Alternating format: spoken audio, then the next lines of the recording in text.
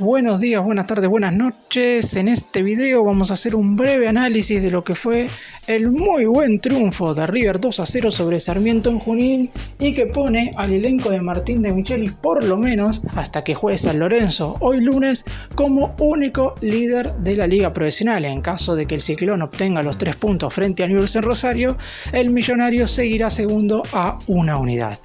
Pero hablando un poco de lo que fue el triunfo frente a Sarmiento, un River que se mostró mejor que en la mayoría de los compromisos desde que llegó el nuevo cuerpo técnico, quizás no tan bien como contra Godoy Cruz, normal porque contra el Tomba habíamos mostrado una enorme versión, pero aún así fue merecedor del triunfo y podría haberlo ganado con anterioridad si es que hubiera sido más eficaz. Aprovechó en el primer tiempo la que tuvo, apareció Armani cuando tuvo que aparecer y en el segundo tiempo lo aguantó bien hasta que finalmente pudo liquidar el cotejo. Con este resultado, River suma 18 unidades en el torneo, producto de 6 victorias y 2 derrotas, y por ahora ve a todos por encima. Además de ganar, otra enorme noticia fue el regreso de Matías Suárez. No sabíamos cuándo iba a volver, pero el cordobés disputó algunos minutos en el segundo tiempo, y es una gran novedad, porque seguramente el próximo sábado, que River estará jugando un amistoso contra la U de Chile, vamos a poder observar al atacante aún con más minutos. Necesita jugar, de Michelis lo sabe. Otra buena noticia además del triunfo. ¡Empecemos! Como hago siempre, voy a iniciar haciendo este análisis con un breve comentario de cada uno de los jugadores que arrancaron ayer el partido como titulares. Franco Armani fue el arquero, el guardameta campeón del mundo tuvo otra actuación fenomenal y ya lleva 3 compromisos consecutivos manteniendo el arco en cero. La victoria contra Lanús 2-0, el triunfo contra Godoy Cruz por 3-0 y ahora la victoria ante Sarmiento por 2 goles de diferencia. Tuvo 2 atajadas sensacionales en la primera parte y una sobre el final del partido. El lateral por la derecha fue Milton Casco, que quizás sin destacarse demasiado es un futbolista que para el circuito ofensivo de River es clave, porque siempre se suma a la mitad de la cancha para juntarse con los mediocampistas y hacerle también llegar el balón al delantero en este caso, porque River juega con uno solo, que es Lucas Beltrán, y por eso es muy importante. Ya De Michelis decidió moverlo definitivamente por el lado diestro.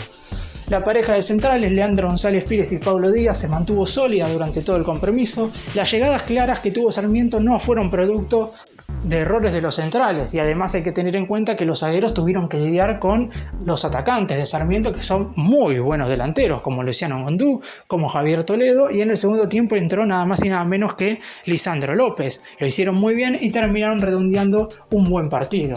Enzo Díaz, a mi entender, fue el mejor de la defensa porque la proyección que tiene en ofensiva fue mayor que la de Casco y también estuvo muy sólido a la hora de defender. De hecho, hasta sacó algunas pelotas de cabeza, no siendo un futbolista que se caracterice por su altura. Buen partido del ex lateral de Talleres, que ya dejó de jugar prácticamente como segundo zaguero y ahora va a empezar sí o sí a jugar como marcador de punta por el costado izquierdo. En la mitad de la cancha, Enzo Pérez fue el número 5 con errores en la distribución por momentos, pero bien parado en todo el resto del partido a la hora de estar bien ubicado para cortar los avances de Sarmiento. En general quizás tuvo un compromiso irregular, pero la realidad es que termina destacándose siempre por meter 2 o 3 pelotas filtradas y por recuperar un par de balones, por lo que el capitán de River siempre aparece. Sobre el final, de hecho, casi mete un golazo. Rodrigo Aliendro jugó a su lado y terminó siendo de lo mejor del partido. En un primer tiempo donde quizás no se destacó demasiado, la realidad es que en el complemento aumentó su nivel considerablemente y ayudó en todo momento a Enzo Pérez. Cuando Sarmiento tuvo la pelota en los primeros 15 o 20 del segundo tiempo, Aliendro fue una rueda de auxilio muy importante para el capitán y por eso terminó estando por encima del resto de los futbolistas del Millonario. Además, aprovechó las opciones en ofensiva porque se proyectó cada vez que pudo. Es cierto que sus remates no fueron del todo precisos, a excepción de uno que fue muy bien sacado por el arquero Mesa, pero aún así terminó también redondeando un enorme partido. Vamos con los 4 jugadores que se desempeñaron en ofensiva. Nacho Fernández jugó un toque más suelto, más cerca de la mitad de la cancha, que de los jugadores ofensivos. En el primer tiempo distribuyó muy bien la pelota, de hecho, por momentos cuando Enzo y Aliendro no estaban en el mejor de sus niveles, Nacho apareció para dar claridad a River en un par de situaciones. De hecho, habilitó a Beltrán en una jugada en la cual el atacante del más grande termina rematando y el guardameta de Sarmiento termina tirando el balón hacia el córner. Posteriormente, en el segundo tiempo tuvo que ser reemplazado por una molestia, esperemos que no tenga nada. En una corrida se agarró uno de los aductores, acusando una dolencia muscular. Por suerte hay 2 semanas de descanso, pero esperemos que Nacho esté al 100%. José Paradela no tuvo de las mejores presentaciones si los comparamos con lo que hizo en este torneo, porque la realidad es que el nivel del ex Gimnasia de La Plata viene siendo muy pero muy bueno. En este partido quizás no pudo culminar de la mejor manera las jugadas ofensivas, pero aún así participa constantemente del circuito ofensivo del equipo y lo más importante en comparación al torneo anterior. Cada vez que pierde una pelota se esfuerza para recuperarla, algo que a lo mejor anteriormente le costaba mucho. Ezequiel Barco tuvo un partido aceptable. Está claro que esperamos todos los hinchas de River más que él, porque sus arranques son muy pero muy buenos, distribuye muy bien la pelota, prácticamente no erra pases, pero a la hora de tener que encarar y de definir la jugada siempre le falta algo como para poder él mismo a veces culminar ciertas situaciones. De hecho, en el primer tiempo quedó mano a mano con un jugador de Sarmiento y en ningún momento se decidió por eludirlo. Esperó que llegaran a los jugadores de apoyo, pero también eso provocó que volvieran los defensores del equipo de Junín, por lo que la jugada terminó quedando en la nada. Aún así, su rendimiento fue más que aceptable, sobre todo además teniendo en cuenta que De Michelis lo eligió para ser el reemplazo de Nico de la Cruz. Y por último, Lucas Beltrán, el otro gran jugador junto con Aliendro, a mi entender, de este partido, marcó el primer tanto de River luego de un penal que ya voy a estar comentando, definió muy bien al palo izquierdo del guardameta Mesa, lleva 4 partidos consecutivos marcando y anotó 5 goles en los últimos 4 cotejos, es claramente hoy por hoy el único delantero titular indiscutido de River. De Michelis lo sabe y volvió a redondear un excelente partido. Vamos ahora a analizar lo que fue el primer tiempo, una primera parte donde se lo vio bastante mejor a River que a Sarmiento, por lo menos con la pelota, y eso hizo que el Millonario tuviera el control del juego en la mayoría de los minutos. Obviamente hubo un par de errores que provocaron que el equipo local tuviera situaciones de gol, y no cualquier tipo de situación de gol, sino que ocasiones muy pero muy claras.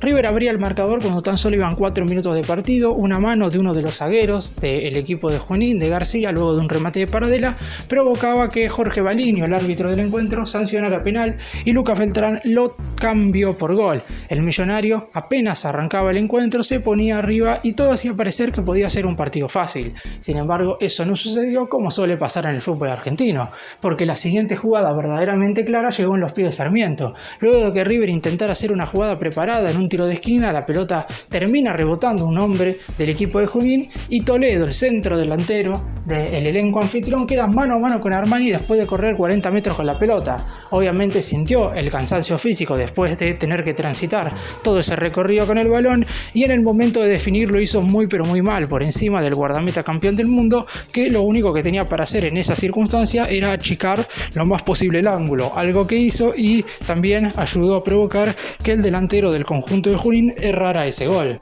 Posteriormente hubo situaciones de gol para ambos equipos. La de Sarmiento llegaría luego de un mal pase adentro de Enzo Pérez, remataría primero un mediocampista del conjunto local, taparía a Armani y en la segunda jugada le quedaría el balón a Luciano Gondú, delantero que en su momento estuvo en las inferiores del más grande por un año, remató y nuevamente Armani abajo tapaba lo que iba a ser el empate.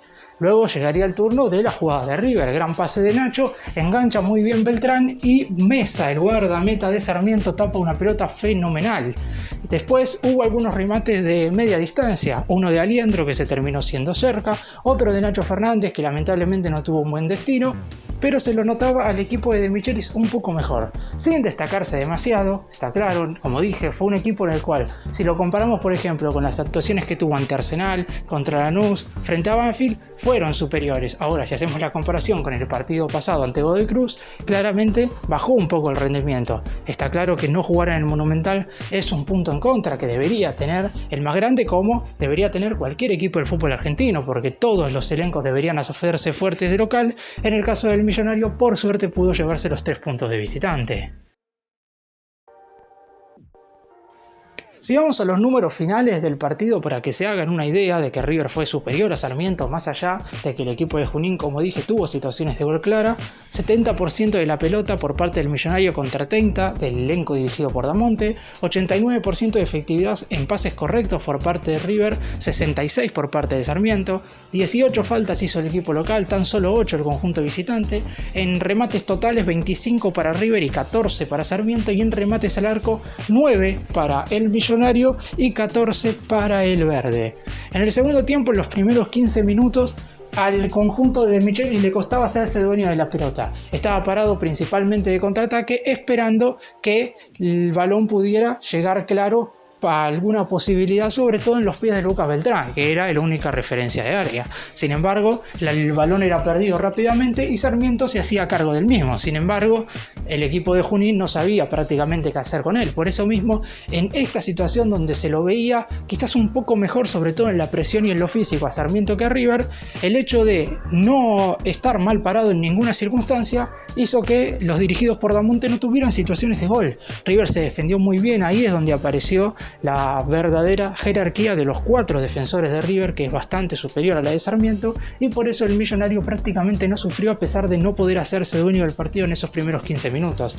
Posteriormente, con las modificaciones, el ingreso de Palavecino en lugar de Barco, ya ahí cambió un poco la cosa, porque River pasó a jugar con un mediocampista más y el más grande volvió a tener el control del juego, y lo único que faltaba era esperar a ver en qué momento el Millonario iba a terminar de liquidar las acciones, y fue justamente Palavecino. No lo nombré en los comentarios que hice la formación porque no fue titular, ingresó en la segunda parte, pero terminó definiendo después de una gran jugada colectiva prácticamente en el borde del área al palo derecho del guardameta Mesa, que nada pudo hacer, ni siquiera se esforzó en tirarse porque el balón entró juntito al palo. 2-0 para el equipo de Michelis, que sigue sumando triunfos, que es el líder de la liga profesional y que se adjudicó una muy buena victoria 2-0 frente a un equipo que en condición de local no va a perder tantos partidos, y por eso mismo fue clave este triunfo por 2 goles por parte de River. Y ahora toca hablar de Matías Suárez, porque por fin el atacante pudo volver a jugar. Es cierto que bajo el mando de Michelis había sido parte del primer amistoso de pretemporada, aquel del 22 de diciembre del año pasado, cuando el Millonario perdió por penales contra Unión La Calera de Chile en el estadio La Pedrera de San Luis, pero después de eso, esta sinovitis que lo tiene a mal traer no lo dejó hacer la pretemporada con normalidad, al igual que el resto de sus compañeros, ni tampoco pudo participar de ninguno de los posteriores encuentros. Estuvo afuera en los 4 partidos que River disputó en el mes de enero, antes de la competencia oficial. También estuvo afuera en los primeros 7 cotejos de la liga profesional, y tampoco estuvo en el debut en el Trofeo de Campeones, ni tampoco en la Copa Argentina. Es decir, si contamos los amistosos más los partidos oficiales, Matías Suárez se perdió 13 encuentros, mucho para un futbolista de la jerarquía que el año pasado, que también estuvo lesionado mucho tiempo, cada vez que estaba dentro del campo de juego se notaba la diferencia. Autor de un gol clave para ganarle en Chile a Colo-Colo, autor de un gol clave para ganarle en Perú a Alianza Lima, autor de un gol clave para ganarle a Banfield en el Sur, autor de un tanto importantísimo para derrotar a Independiente 1-0 en el Libertadores de América, un verdadero golazo en el triunfo 4-1 sobre Unión en el Monumental, y también, recordemos, había marcado el gol que le habría dado a River la posibilidad de ir a los penales con Vélez en los octavos de final. Después ese tanto terminó siendo anulado por una supuesta mano. ¿Qué quiero decir con todo esto? Pasando los buenos momentos de Suárez el año pasado, que no han sido muchos, pero han sido los momentos en los cuales ha estado, porque después no ha estado en los otros partidos. Lamentablemente las lesiones lo están teniendo a maltraer, y de hecho mucho se discute de qué es lo que va a pasar en el 2024, porque termina su vínculo con el Millonario el 31 de diciembre de este 2023 y nadie puede asegurar que vaya a renovar su vínculo. En principio, la idea de Suárez es terminar este año con River, jugar lo más posible, porque no quiere retirarse. Esto también es clave y no sabemos qué es lo que va a suceder. Por lo pronto, y más allá de todo esto, hay que decir que es una enorme noticia que haya jugado los últimos 10 minutos de este partido ante Sarmiento. Va a estar a disposición seguro el próximo sábado, cuando el más grande juegue en el estadio Padre Martiarena de Salta frente a Universidad de Chile en un amistoso. El Millonario va a aprovechar este parate por fecha FIFA para seguir teniendo fútbol. No quiere de Michelis que ninguno de los futbolistas pierda ritmo, y va a seguir seguramente probando algunas cosas, teniendo en cuenta que cuando regrese la competición ya se va a saber quiénes son los rivales de River en la Copa Libertadores y empieza la competencia oficial. Por eso mismo era clave que Suárez empezara a sumar minutos. Una de las mejores noticias del último tiempo en el mundo River, porque el atacante cordobés, si está bien físicamente, no lo va a estar nunca, quizás al 100%, pero por lo menos si le da para jugar 20 minutos o media hora, ya River tendrá una enorme diferencia por sobre el resto de los equipos. Para cerrar y contar un poco lo que viene en el mundo River, si bien es cierto que ya más o menos hice un resumen recién cuando hablaba de Suárez, lo que va a ser el comienzo de esta semana. River va seguramente a tener días libres, va a estar jugando el próximo sábado frente a Universidad de Chile en un amistoso en Salta, y después cuando se reanude la competencia va a estar jugando frente a Unión en el Estadio Monumental. Todavía no está definido si será el sábado 1 de abril o el domingo 2 del próximo mes. Además hay que tener en cuenta que ya se van a saber quiénes son los rivales de River en la fase de grupos de la Copa Libertadores. Voy a subir videos de eso porque es muy importante saber contra quién nos vamos a enfrentar, qué tan difíciles son los equipos rivales, si hay que viajar mucho, si hay que jugar a la altura, todo eso es importante. Y en lo que respecta a los futbolistas, acá lo más destacado, además de la vuelta de Suárez, tiene que ver con saber qué es lo que le pasó a Nacho Fernández. Si fue una lesión muscular, esto quiere decir que más allá de que haya 2 semanas de descanso, podría llegar a perderse algún partido porque estaría muy con lo justo, pero veremos qué sucede. En definitiva, es una semana tranquila donde el River de Michelis alcanzó los 10 partidos oficiales jugados, de los cuales ganó 8 y tan solo perdió 2. Gracias por mirarnos, suscríbanse, nos vemos en el próximo vídeo.